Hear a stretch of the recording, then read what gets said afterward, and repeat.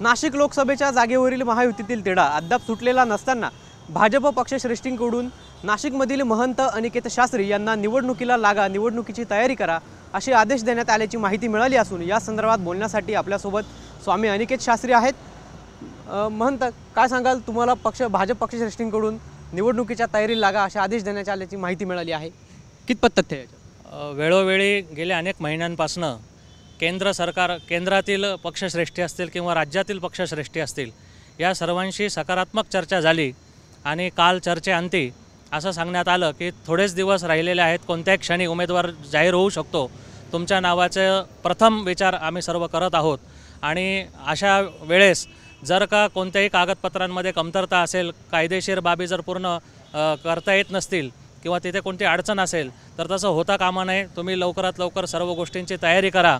मग ते जिल्हाधिकाऱ्यांकडून अर्ज असेल, पोलीस व्हेरिफिकेशन असेल, IT रिटर्नचे कंप्लायन्स असतील, आधी सर्व मला तयार करायला सांगितलेले आहेत। त्यामुळे आज मी अर्ज घेण्यासाठी आलेलो आहोत। नक्कीच, परंतु तुमचं नेमकं पक्षश्रेष्ठीमध्ये कोणासोबत बोलणं झालेलं आहे? तुम्हाला तयारीला लागा असे कोणी आदेश दिलेले आणि काय बोलणं झालं? केंद्रातील पक्षश्रेष्ठी भरपूर आहेत, राज्यातील पण सर्वश्रुत आहेतच। आणि माझे गुरुतुल्य व्यक्तिमत्व, माझे गुरु म्हणजे डॉक्टर सच्चिदानंद साक्षी महाराज हे गेली 4 ते 5 वेळा खासदार आहेत। त्यांच्या विशेष प्रयत्नातनं आणि त्याचबरोबर स्वातंत्र्यवीर सावरकरांचे प्रपौत्र म्हणजे पणतू रणजित सावरकरजी यांच्या मागणीनुसार आम्ही हा निर्णय घेतलेला आहे। सावरकर म्हणालेत की नाशिक ही आध्यात्मिक हिंदुत्वाबरोबर राजकीय हिंदुत्वाची जन्मभूमी आहे आणि महाराज तुम्ही त्याचे पाईक आहात, स्वातंत्र्यवीर सावरकरांच्या विचारांचे पाईक आहात। आपल्यासारखं व्यक्तिमत्व या भूमीला लाभलं तरच खऱ्या अर्थाने या भूमीचा सर्वांगीण विकास होईल, धार्मिक पर्यटनामध्ये वाढ होईल।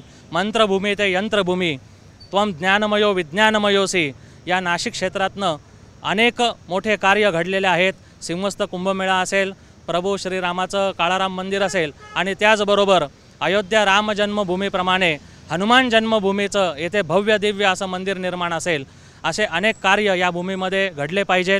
तरुणांसाठी रोजगाराचा प्रश्न असेल, रोजगार म्हणजे नुसतं नोकरी नसून तर या भूमीतनं उद्योजक निर्माण व्हायला पाहिजे, शेतकरी समृद्ध व्हायला पाहिजे।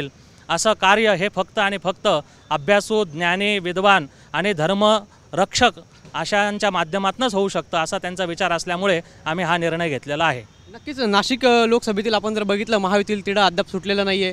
हेमंत गोडसे देखील वारंवार मुख्यमंत्र्यांची भेट घेत आहेत, भाजप देखील दावा करत आहे। आपण देखील भाजपकडून आता इच्छा व्यक्त केलेली आहे निवडणूक लढवण्यासाठी। आपण सांगतायत की तयारीला लागा असे आदेश प्राप्त झाले, तर राष्ट्रवादी देखील या जागेवरती दावा करते। मात्र आपण निवडणुकीची तयारीला आपण अर्ज वगैरे असेल ते घेण्यासाठी आपण आता आलेला आहात नाशिकच्या जिल्हाधिकारी कार्यालयात। नाशिकच्या जागेचा तिढा सुटलेला नसताना अचानक आपल्याला तयारीला लागण्याचे आदेश दिले, या संदर्भात काही इतर पक्षश्रेष्ठींसोबत बोलणं झालं का, जसं की राष्ट्रवादी असेल किंवा शिंदे गट असेल? सर्वप्रथम आम्ही जे इच्छुक आहोत हे भारतीय जनता पक्षाकडनंच आहोत आणि आपले जे माजी खासदार हेमंत गोडसे जे असतील यांनीसुद्धा त्यांच्या कार्यकाळात खूप चांगलं काम करण्याचा प्रयत्न केलेला आहे आणि त्यांना जरी तिकीट मिळालं किंवा मला मिळालं किंवा अजित पवार गटाला मिळालं तर आपल्याला हे गट विभागणी करायची नसून हा महायुतीचा उमेदवार आहे आणि मोदी गॅरंटीसाठी काम करायचं आहे, हा आमचा प्रथम मानस आहे आणि संकल्प आहे। काया वाचा मनसा तन मन आणि धन असं सर्व एकत्रित करून राष्ट्राच्या उन्नतीसाठी, या भूमीच्या सर्वांगीण विकासासाठी आम्ही कार्य करणार आहोत।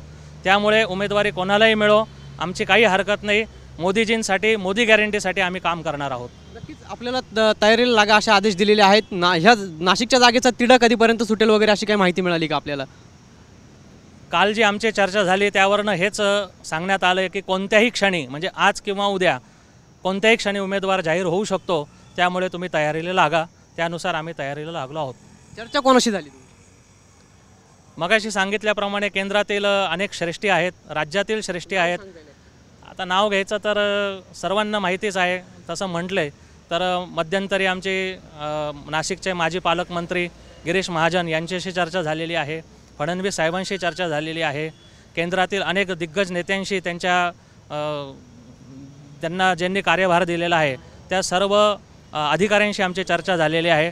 आणि सगळ्यात महत्त्वाचं माझे गुरु डॉक्टर सच्चिदानंद साक्षी महाराज हे स्वतः गेली 5 टर्म खासदार आहेत आणि त्यांच्या प्रयत्नातून आम्ही पुढे जात आहोत। नक्कीच, आपण जर या ठिकाणी बघितलं तर भाजप पक्षश्रेष्ठीतील नाशिकचे माजी पालकमंत्री गिरीश महाजन राज्याचे उपमुख्यमंत्री देवेंद्र फडणवीस यांच्याशी नाशिक लोकसभेच्या जागेवरून चर्चा झाल्याची माहिती महंत अनिकेत शास्त्री यांनी आपल्याला बोलताना दिली. कॅमेरा पर्सन आकाश शौलेसह पवन येवले, TV9 मराठी, नाशिक.